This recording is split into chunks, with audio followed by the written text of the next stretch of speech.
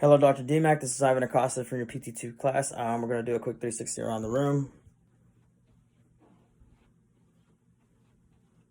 And we're going to set you up where you can see me.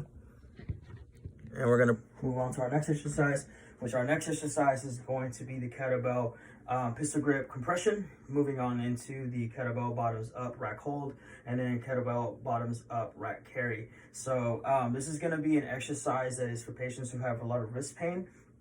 It's also a great core and shoulder stability exercise and strengthening exercise for patients as well. So what we're targeting on this exercise is going to be those tendons and ligaments around our wrist, in our flexion and extenders. And we're trying to keep stability in the wrist and strengthening that area.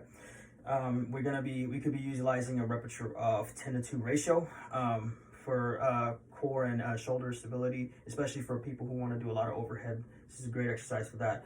And then 80% of RP for our wrist. So we're going to start first on the floor. We're going to start first with the kettlebell pistol grip compression. So I'm going to be on one knee. My PlayStation controller is going to simulate the kettlebell, especially since it has a handle. So I'm going to be telling my patient to make a hinge with their hand, and you want to have it down in our thenar and bicep or meet, and we want to grab around. We don't want to see the thumb off the handle. So grabbing the handle nice and firm.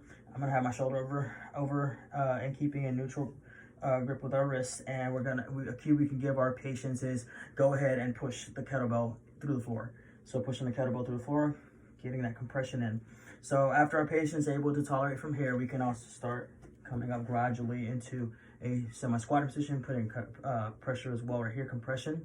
And then we move up into, using our opposite hand, moving up into our kettlebell rack hold, put the bottoms up. And we should be able to have our hand come up and hit the top of the kettlebell, and it shouldn't move. Things we don't want to see is we don't want to see their wrist wobbling. So we want to keep it nice and strong. Make sure it hit on top, and we can see if they have good stability from here.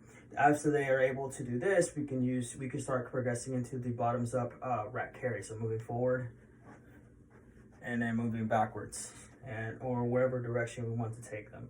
So again, this is an exercise. It's great for patients with wrist pain, and it's also a great exercise for strengthening and helping core strength and shoulder strength and stability.